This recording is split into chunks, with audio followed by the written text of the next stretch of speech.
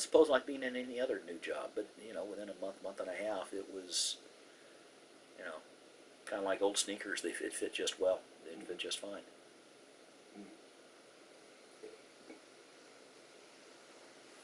Let's talk a little bit about the trainer. I guess that's something that we don't talk too much about. Okay. But since you brought it up, and Yeah. about the simulator, how do you remember those events? Like a training ride or a time taking some training in the simulator, and Yeah. then maybe talk a little bit about taking an evaluation in the trainer. Yeah, you would. How that went for you. We had a requirement to take a trainer ride once a month, and that's where we practiced going to war. When I went through Vandenberg, I think there were 25 or 26 trainer rides in the syllabus. And you come up here, and we had 2 trainers up in Building 306. And you'd go in and take a trainer, and it was, in theory, an exercise. It was a practice of what you do in real life. So from that standpoint, it wasn't strange. What made it difficult at times was that the trainer did not behave as a real weapon system. And you would get an indication that looked strange. And you'd look at your partner like, is this what it's supposed to do? And then you'd look at the instructor who was sitting literally right behind you in front of the HF radio. And you'd look at him for some clue like, is this what it's supposed to do? Or you'd look up in the cab, which was the operator's console, which was glassed in, to try and get an indication. Is this really what it should do, or is the trainer acting up? I found it much easier to work with the real weapon system than a trainer that may or may not be behaving as it should. I suppose in the real world, The real world, what you see is what you get. That's right. You got to react to it. But in a trainer, you never knew. At times, you might get an odd indication. Mm-hmm. So from that standpoint, I found the trainer not to be more difficult, but just to be a decidedly different experience than coming out here and sitting in the chair and making the system work. Sure. The trainer was the trainer. Sometimes the instructors were going to be very straightforward in presenting the material, demonstrate that you can handle a security situation, demonstrate that you can retarget a missile. Other times, I don't want to say that they would play games, but the training scenarios might be very atypical of what you would see. You can deal with it, but it was just the different environment. Right. We've got instructors here that go on alert twice a month. Teaching us who go on alert 8 times a month how we're really supposed to do it. And there was, at times, you would talk to them and say, this isn't how it works in the real life. And their answer would be, yes, we know it doesn't work this way in real life. This isn't real life. This is the trainer. So you actually had, in a way, had to perform differently in the box than you did in the real world. There's probably even almost like I don't know if art is the right word, but a little bit of acting maybe Absolutely. in the box. Absolutely. Kind of admit that. Absolutely. You might say, I am writing down the message now, which you wouldn't. No. Right. I have 27 characters in the message. What do you have? Whereas in real world, if you really had to do it, you'd say, I got a complete message. What do you got? So yeah, there was some degree of acting involved. And then how did that work in evaluations? Did you? A stand-board eval was different because you were playing You Bet Your Career when you walked in. And the evaluators, again, pulled alert twice a month. And when I was here, both the evaluators and the instructors were in their own shops. Their chain of command reported to somebody else. Later on, they were placed in the squadrons. So they were less able to be a little bit aloof. I know one time I took a trainer ride and they were scored on a scale of 0 to 5. 0 was a bust, 1 was a bust, 5 was a highly qualified, an HQ, and that was the golden ticket. Well, I took a trainer ride one time, and without going, and I can't talk about what I did, it's classified, Right. but it dealt with decoding a message. And there was the SAC way of decoding the message and the real world way of doing it, which was just as accurate and much, much faster. Well, I used the SAC way, or the strike that. I used the real world way of decoding the message. And they decided to bust me on the check ride. And apparently they brought my squadron commander in, and they said, well, he had a 5-0 ride except for that, so we bust him. And my squadron commander said, what? And when everything was said and done, they admitted that we had got the birds off in the right amount of time, that we had properly decoded the message, and that we had done everything we had to do. So it really wasn't a bust. But they would not give me a 5-0. They gave me a 4-9, which really doesn't count. It doesn't count for an HQ. A 4-9 and a 2-0 scores the same. Right. And they did that just so they wouldn't lose face. Because they had tried to bust a guy, and the chief of Stand Eval said, no, this is not a bust. But the evaluator crew is sitting there thinking, God, we lost a bust. You can't make us go from a 0-0 to a 5-0. You can't make us do that. So they gave me a 4-9.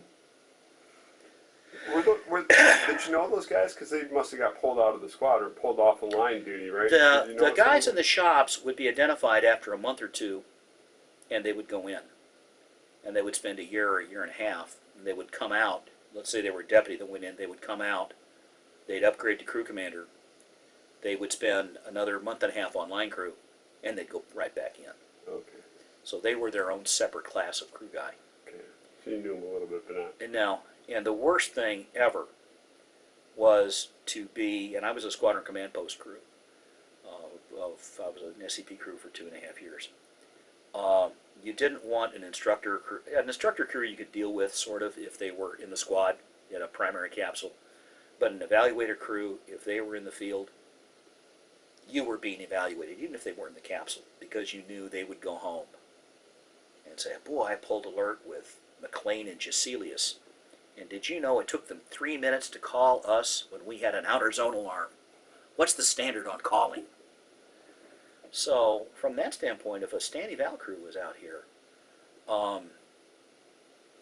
it would be a different alert tour than normal. Mm-hmm. Because you had people looking at you from a capsule 20 miles away. Right. Or if you changed over with the Stand Eval crew. Let's face it, after 200 alerts, you can do a changeover without a checklist. You shouldn't, but you can. Right. You know, you would come down, the first thing you'd do, you get in the car, you'd take off your ascot. You had to be in uniform when you changed over. So if you changed over to the Stand Eval crew, when you're coming down in the elevator, you had to put the ascot back on, or they'd make a notation that you were not properly uniformed. Why? It doesn't accomplish anything. Right. If we came over here, I'd say, Deputy, complete your checklist. Now, you knew when you changed over with anybody else, everybody scampered around doing what they did. But it was very much demand and response and theatrics if you were changing over with a Stand Eval crew.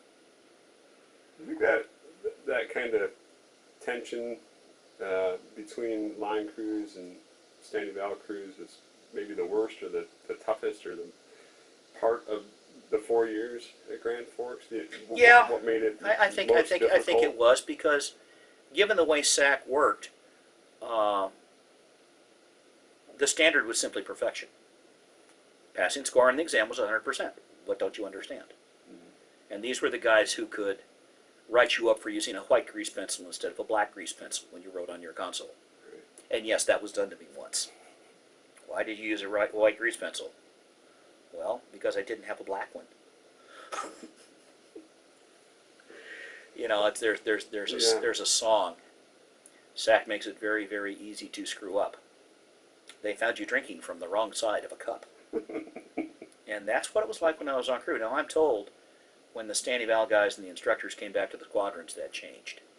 Okay. But when I was here, it was almost adversarial. Okay. And what's interesting, later on, as time passed, I left crew, I went to the Air Force Reserve. I was an intelligence officer, but I was assigned to air wings. And I was in the C-130 business for a long time. And I did not see that pushing and shoving in the flying side. It was a different relationship between standing valve and the instructors and the line flyers. It was not at all like it was here in Missile Crew. Why do you think that is? Do you think it's because all the crew, there's so many young officers all kind of thrown into the, I mean, it's almost like a pile of puppies where you throw them all into a thing and they're all fighting to get, you know, do you think that's a part of what that was? I'm positive just right at the beginning I'm of sure their it was. career? I'm sure it was. The missile business had a very flat pyramid. We had 15 launch control centers. If there were, say each flight had 5 crews, that's 75 crews. That's 75 deputies that are looking for a job, but we could only take 15 evaluators, or we can take 3 evaluators and 15 instructors. That's 18 out of that 75 are going to get a good job. The rest, you're out of luck. And if you were identified initially as an instructor or an evaluator, you generally stayed in that path. I wasn't. I pulled close to 300 alerts, 2.5 years of squadron command post, so I clearly could get the job done. But I left Missile Crew, I went to the intelligence business and had lots more fun doing that. So you were ready to be done when you were done with the... I was. I had had enough of the missile business, and they had offered me either go to the Codes Vault or go to an ROTC assignment. I knew that Codes, when I was here, was not where you wanted to go if you wanted to stay in the Air Force and get promoted. And ROTC duty, after 2 or 3 years, you would come back to Missile Crew in another weapon system. And about that point, you'd be looking at a major's board, and you would not have had the right things to get promoted to major. So if you did not become an instructor or an evaluator, what you had to do if you wanted to stay in the Air Force was get out of the missile business, because there just was no place for you to go. Right. Well, that was excellent. I'm going to try to get back to the script Please, here, please, I guess. please. But yeah, so I'm just give me one here to...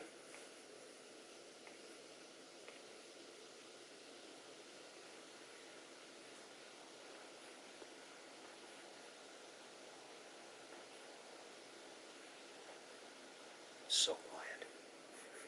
Yeah, it's rather odd. Well, It is. Let's talk about that. Let's talk about how quiet it is. How loud was it when you were down there? What kind of sounds do you remember? Well, we had the air conditioner going, so there was the rumble of a fan, and you could hear blowing air being pumped into all the racks of equipment. We had a generator underneath the floor that was always spinning, and so there was always a distant vibration you could feel under your feet. The only time I was in a capsule like this, I know one time I went out to Hotel Zero, and it was shut down. And we walked in, and it was quiet. And one time we had to do a maintenance shutdown at Charlie Zero. They were out doing something with the environmental control system, and they could not get it back up and running. And I was a crew commander then. And I had been up well over 20, 22 hours at that point. And they finally killed the air conditioning system, the ECS system. They couldn't get it up. And we said, I have X seconds to get this place closed down if I've lost cooling air. You've got 20 seconds left to get this started, or I shut down. And I looked at my watch, and the maintenance crew said, "Oh, no, you don't have to do that." And I said, "Oh, yes, I do." And at the right time, I said, "Okay, coordinate a shutdown. We've lost ECS. Get on the phone." And my crew, and I forget who I was working with, but he got on the phone and said, "Maintenance is out here. They killed our ECS. We got to shut down. Delta, take over the squad. You got it all. There's nothing going on. Goodbye." And he said, "Throw the breaker," and I did. And boy, it got quiet. And it was because, maintenance guild RECS, and we had to. Did you gulp hard before you did that at all, or? I just said, I think, well, my tech data says to do this. And at that point, I knew I was leaving crew. I knew I was going to get out. I was a crew commander. I was at Charlie. What are they going to do? Send me to a primary capsule my last 6 weeks on crew? Right. And I threw the breaker, and command post knew what we were doing. Mm-hmm. Maintenance fiddled around with their ECS. They can't get it started. I have to close down or we'll overheat. Right. So out it went. And that's the only capsule shutdown I ever had. Okay. It seemed to be the way to get promoted was to have a crisis, and we never had one. Yeah, right. Like, don't waste the catastrophe, right? Yeah.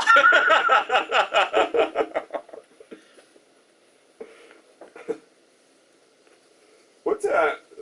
Next question. This is verbatim. What were some of the most interesting tasks you remember completing at a site? Where, if there's something that stands out in your mind as maybe a single alert that was particularly. We did kinda hung with one. you, It was time for revision change. And we were out at the 446th. And the way our system was set up, we had a cable system that talked between the missiles and the launch control facilities. And the connectivity went from Echo to Delta to Alpha to Bravo to Charlie. Alpha was in the middle. Alpha shut down. So we could not talk to Alpha's missiles by cable. We couldn't talk to Echoes or Deltas by cable, and they couldn't see ours by cable. But for rev change, we were required to retarget all 50 missiles.